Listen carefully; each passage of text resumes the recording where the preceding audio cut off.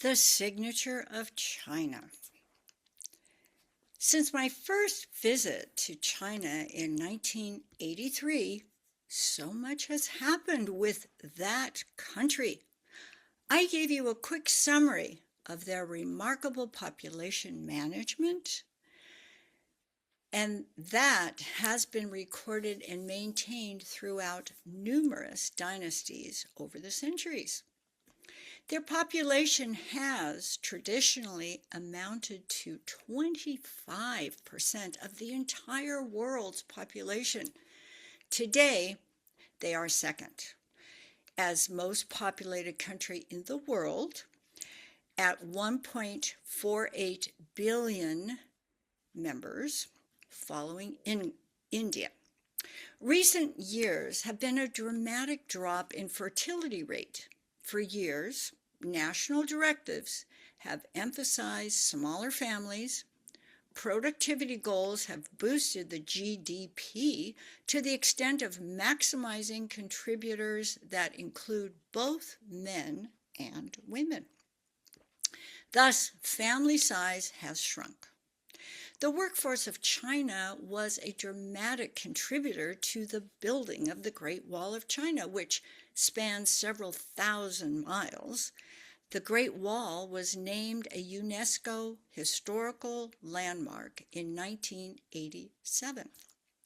Its first structures were begun in 770 to 476 BC, when the first warring era began.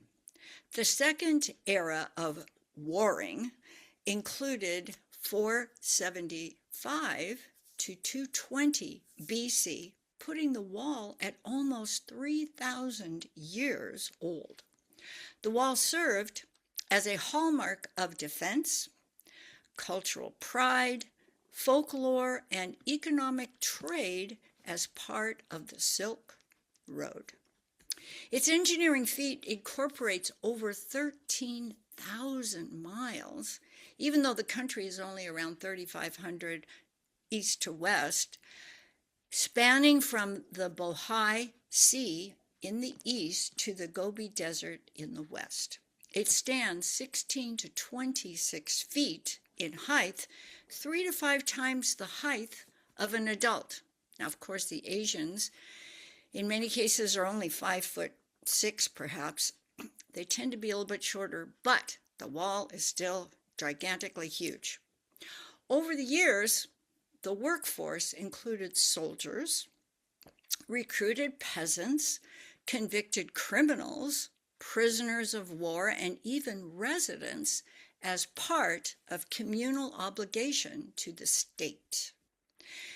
A second UNESCO historic landmark in China is the Grand Canal. It is represented by this schematic that I have right here.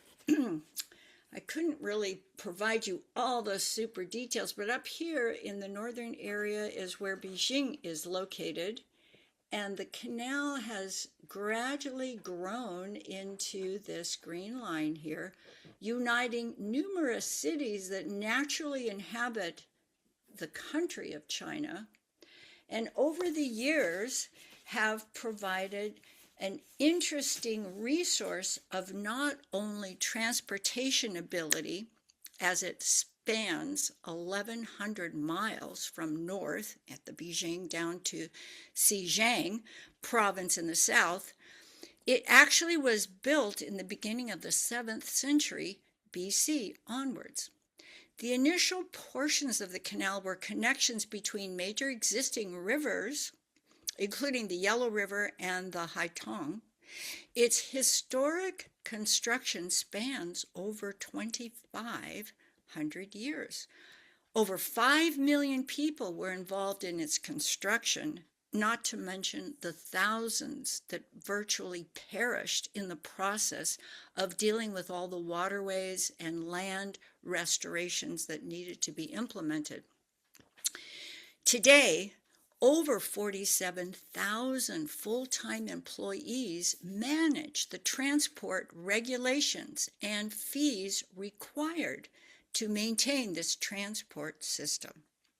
The canal expanded over the years and was used initially for economic transportation and as a community source of water. As warfare continued amongst the tribes, enemy destruction of the transport system allowed for starving their enemies from their food supply, or even drowning their troops on the stage of their waterfront.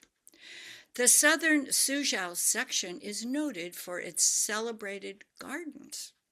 Other sections of the canal are linked to the Venice of the East. My trip to China included the southern garden-like terrain of Guilin. Its UNESCO historical site was named in 2014. It is the second man-made structure in China that is visible from the moon. The early engineering developers of the Grand Canal invented the pound lock system of shipping. That system allowed for the differences in water levels along the canal from north to south. The lock system was developed in 1411 to 1415 and later used by the engineers who built the lock system on the Erie Canal right here in America. This Grand Canal, as one of the two man-made structures that can be seen from the moon, represents a remarkable foot. It is the engineering that was required to maintain and protect this highly desirable country with its growing population, budding plethora of ornamental resources that we have today.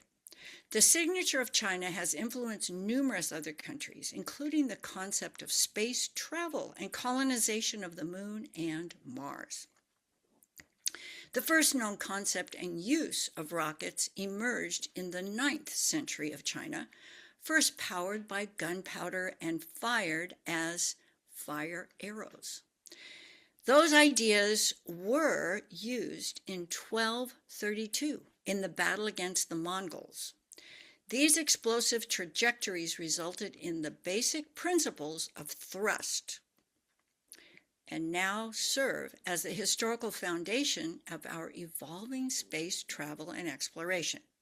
Regardless of how much we may understand the signature of China, they are a force to be respected and reckoned with. They are mighty in number and focused on their future as a nation. They are rapidly becoming a world-dominating entity to be strongly administered to and discretionarily allied with. May we keep an open mind to the impact of their power in our future. The signature of China is not about to be forged.